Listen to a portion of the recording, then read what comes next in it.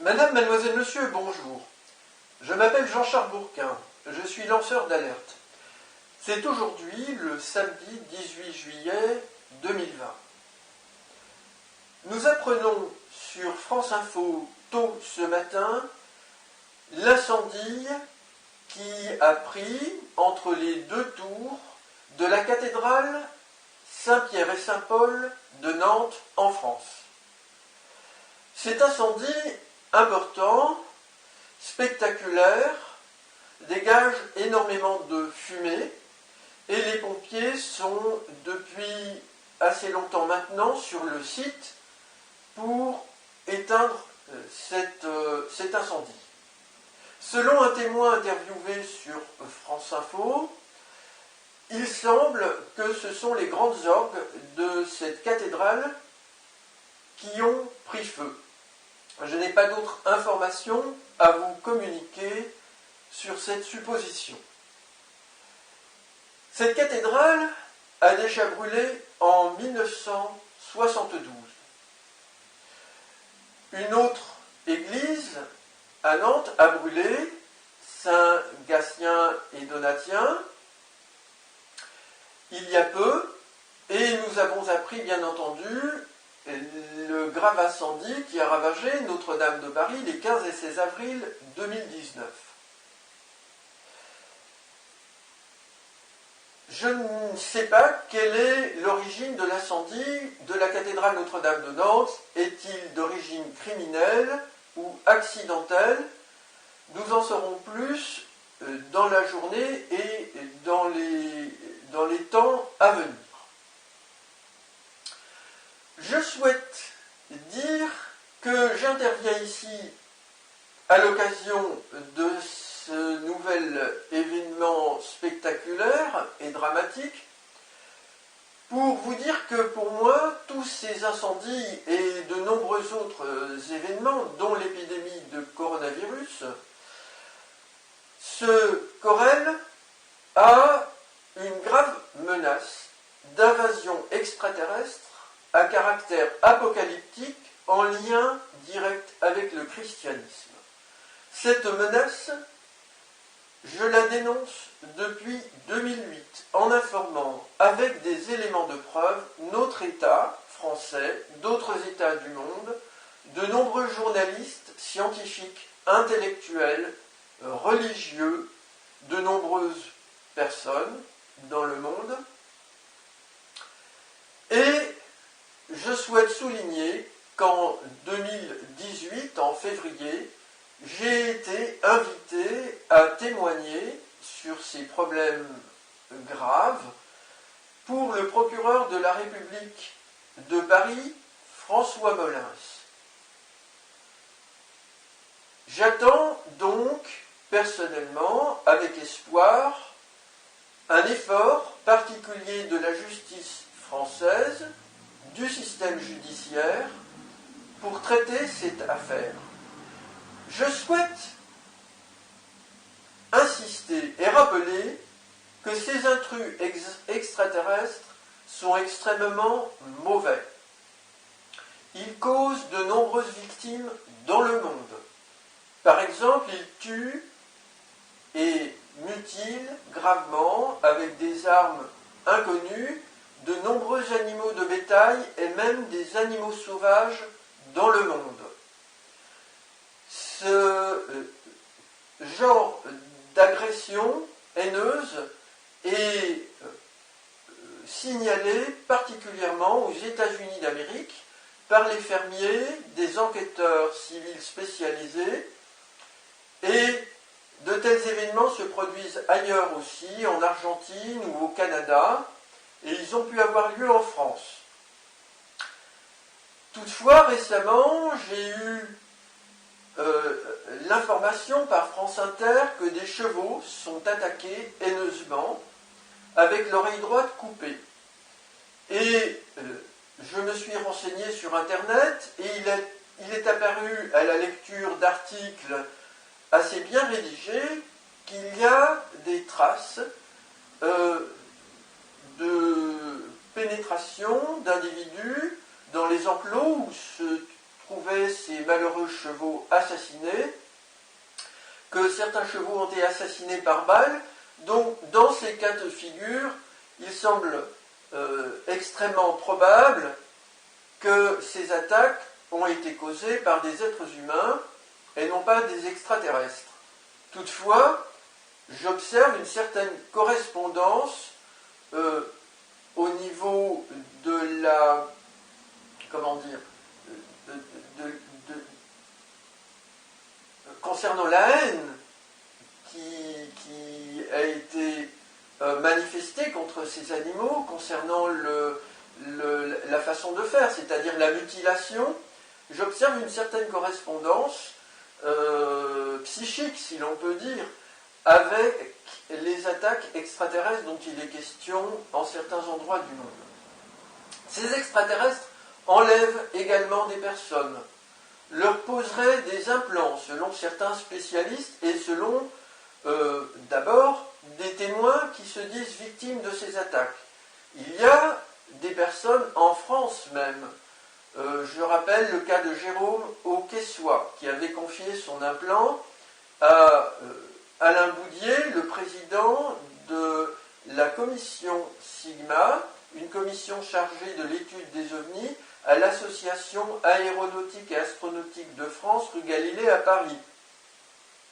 Cela avait été une affaire car Alain Boudier, dans un premier temps, refusait de rendre l'implant à la victime, Jérôme Auquessois, et cela est paru dans la presse spécialisée, la revue Nexus, et Alain Boudier a fini par consentir à rendre cet implant à Jérôme Auquessois.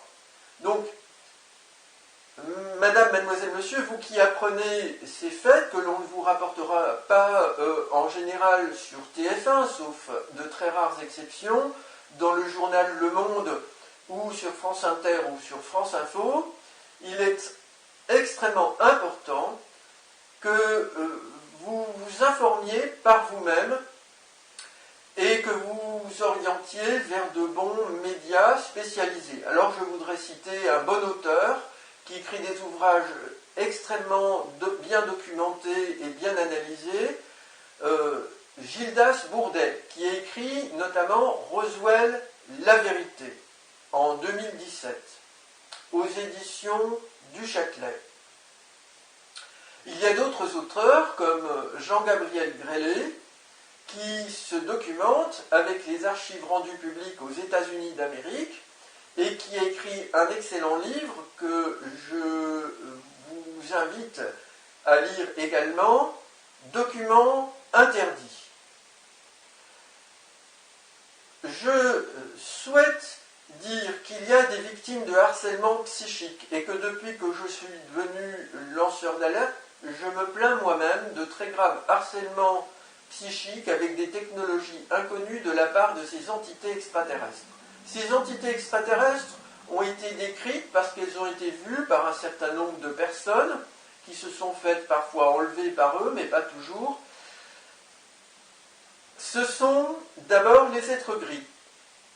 Et je voudrais dire que je pense que le chef de cette alliance est lui-même un être gris qui a la même âme que le prophète Jésus. Et je souhaite dire que selon moi, c'est ma réflexion, ce sont mes convictions personnelles, le prophète Jésus a collaboré pour le compte de cette alliance, en vue de finaliser le plan apocalyptique.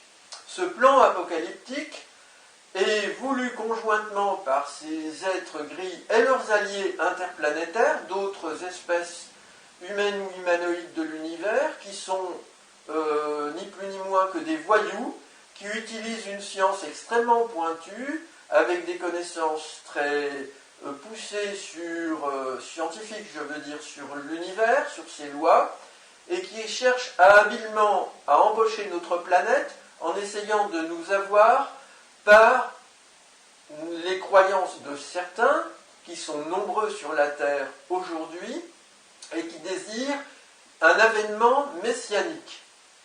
Nous vivons donc réellement, selon moi, un temps apocalyptique qui est un temps d'illusion, à ne pas confondre avec le temps de la nature.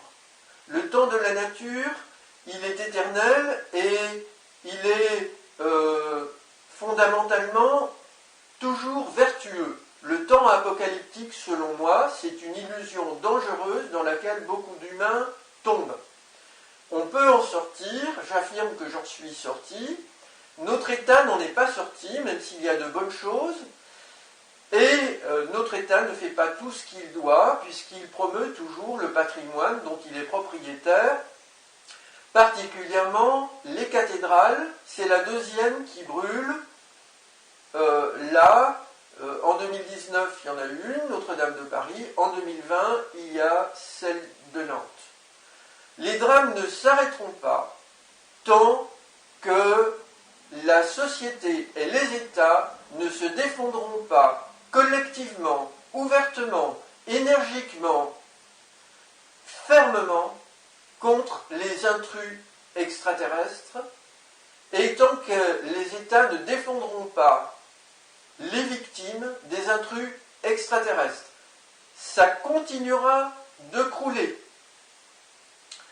Alors, cette année, je ne suis pas allé voir encore, parce que je souhaite éviter certaines formes d'influence, parce que j'ai déjà beaucoup informé à ce sujet, parce que cela me coûte de l'argent et que je suis pauvre, je ne suis pas encore allé voir ce que l'on appelle les crop circles. Ce sont des dessins créés par certaines présences extraterrestres, certains intrus, de deux camps opposés. Le camp apocalyptique et un autre camp opposé, qui est présent également. J'ai apporté des preuves de tout cela depuis des années, donc c'est dans les archives que je présente, publie sur Internet. Je ne suis pas allé voir donc ces crop circles de la saison 2020, ils sont réalisés dans des champs cultivés avec des technologies inconnues. Ce sont des sortes de dessins que l'on peut photographier vu du ciel. Auparavant, c'était fait très souvent par des photographes en avion. Et maintenant, il y a de plus en plus des images très intéressantes et précises de drones qui viennent compléter les informations données par les spécialistes qui se promènent dans les champs ou les simples visiteurs. Les crop circles font polémique et je voudrais dire que des journalistes mal renseignés participent à cette polémique. Des journalistes stupides qui vont avoir une honte à gérer dans les années qui viennent lorsque toute cette affaire va être révélée à tous. Alors, je vais aller voir s'il y a cette année un ou plusieurs crop circles qui sont ostensiblement des messages qui soutiennent le christianisme. Je vous le certifie, je ne le sais pas pour le moment. Et j'ajouterai en écran de fin des images que je trouverai intéressantes d'éventuels crop circles créés par le groupe extraterrestre Pro-Jésus. Souvent, ils les font au Royaume-Uni, ça peut être des croix de Jésus-Christ, ça peut être des vitraux de cathédrales, ça peut être des symboles de la Sainte Trinité, le Père, le Fils, le Saint-Esprit, selon la croyance chrétienne, la Sainte Trinité à laquelle personnellement je ne crois pas du tout. Je suis convaincu de l'existence d'une source divine qui n'est pas identifiable au Dieu des chrétiens ou à d'autres dieux, d'autres religions sur la terre.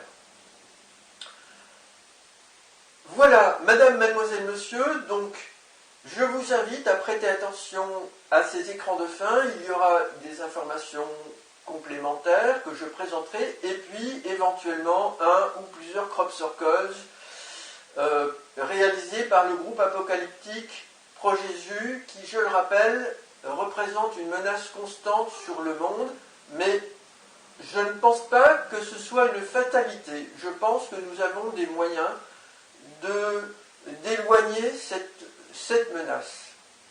Madame, mademoiselle, monsieur, je vous remercie pour votre éventuel soutien et votre attention.